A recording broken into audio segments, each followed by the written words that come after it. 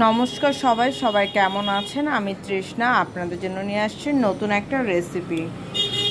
তো যেহেতু প্রচুর গরম, তো এই প্রচুর গরমে কম মশলা দিয়ে কিভাবে কি রান্না করা যায়, তো আমি আপনাদের সেই রকমই কোনো কিছু রান্না করে দেখাবো। তো আজকে আমি রান্না করে দেখাবো কই মাছ দিয়ে দাঁড়া আলু দিয়ে রান্না করে দেখাবো। তো মাছটাকে আমি হলুদ আর লবণ দিয়ে মেখে নেব।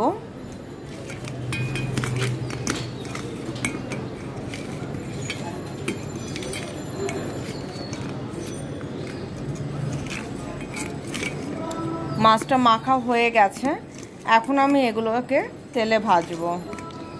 আর যারা যারা আমার ভিডিওটি দেখছো প্লিজ দেখার পর একটা লাইক বাটনে লাইক করে দিও, আর যারা যারা সাবস্ক্রাইব করনি প্লিজ সাবস্ক্রাইব করে দিও। ইটস মাই হাম্বল রিকোয়েস্ট তোমাদের কাছে, প্লিজ সাবস্ক্রাইব মাই চ্যানেল।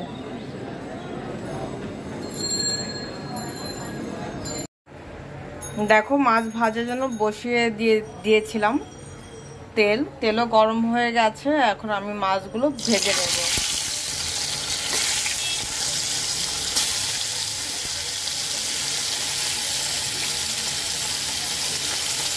তো মাছগুলো এখন ভাজা হোক, তারপর তোমাদের সাথে আমি শেয়ার করছি। দেখো, মাছটা কিন্তু আমার ভাজা হয়ে গেছে। এখন আমি মাছটাকে তুলে নেব।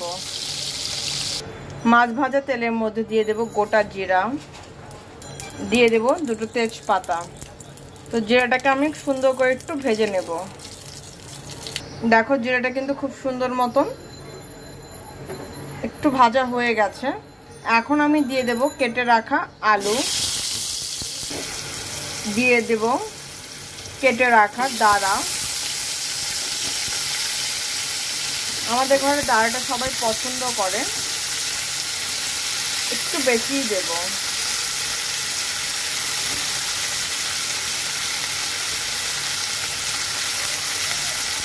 আমি এখন একটু নেড়ে দেব।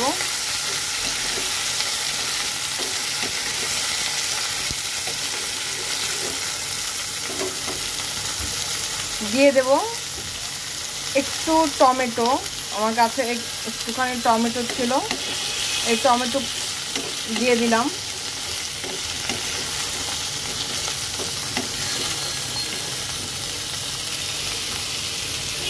দিয়ে দেব স্বাদ অনুযায়ী লবণ, দিয়ে দেব 1 চা চামচ ধনিয়া গুঁড়া, দিয়ে দেব 1 চা চামচ হলুদের গুঁড়া, দিয়ে দেব কাঁচামরিচ। এখন আমি আপাতত আর কোনো কিছুই দেব না, এখন শুধু সুন্দর মতন করে কষাবো।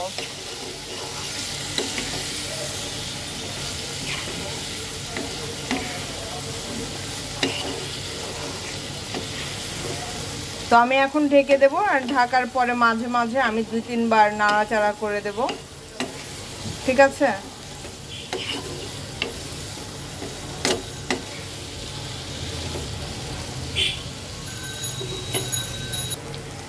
দেখো, আমার কিন্তু খুব সুন্দর মতন কষানো হয়ে গেছে।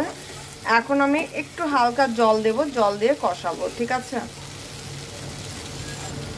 দিয়ে দিচ্ছি হালকা একটু জল মশলাটাকে আর একটু কষানোর জন্য। আমি এখন একটু নেড়ে দেব।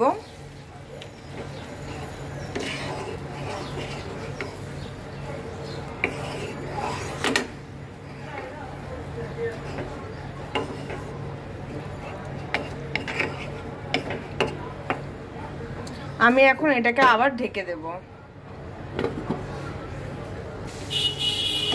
দেখো, আমার কিন্তু কষানো হয়ে গেছে, তেলও ছেড়ে দিয়েছে। এখন আমি এর মধ্যে দিয়ে দেব ঝোলের জন্য জল। আর যারা যারা আমার ভিডিওটি দেখছো প্লিজ দেখার পর একটা লাইক বাটনে লাইক করে দিও, আর যারা যারা সাবস্ক্রাইব করনি সাবস্ক্রাইব করে দিও। It's my humble request. আর প্লিজ আমার ভিডিওটা যখন দেখবে প্লিজ টেনে টেনে দেখো না।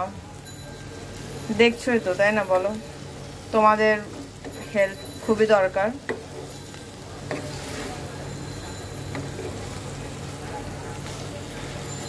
তোমাদের হেল্প ছাড়া আমি এক ফোঁটাও কিন্তু আগাতে পারবো না, পারিও নাই। ঠিক আছে? অনেক দিদি ভাইরা আছো, দাদা ভাইরা আছো, আমাকে কিন্তু অনেক সুন্দর সুন্দর কমেন্টস করো তাদেরকে অসংখ্য ধন্যবাদ এতটা ভালোবাসার জন্য। তো এখন আমি এর মধ্যে দিয়ে দেব ঝোলের জন্য জল। এই আমি দিয়ে দিলাম ঝোলের জন্য জল, একটু নেড়ে দেব।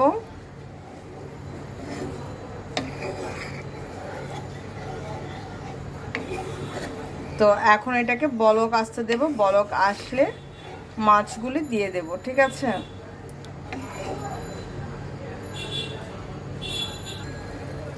দেখো ঝোলে কিন্তু বলক চলে আসছে, আমি এখন মাছগুলি দিয়ে দেব।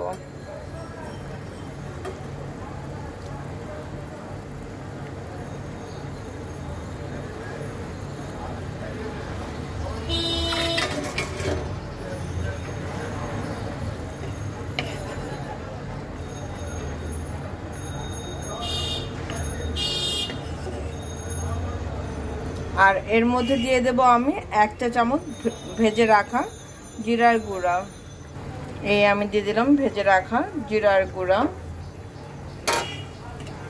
একটু নেড়ে দেব হালকা।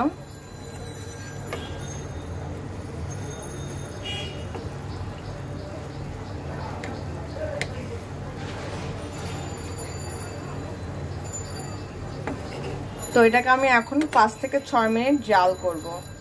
তো এটা হতে থাক, হওয়ার পর তোমাদের সাথে আমি এর লুকটা শেয়ার করব।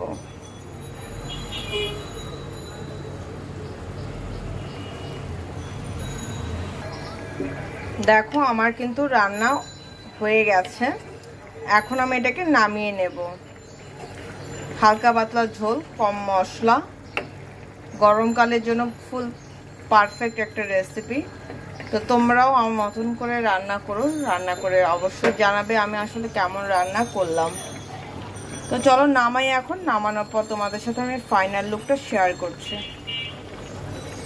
তো এই হচ্ছে আমার কই মাছ দিয়ে দাঁড়া আলু দিয়ে রান্না করলাম, হালকা পাতলা একটা ঝোল, কম মশলা দিয়ে।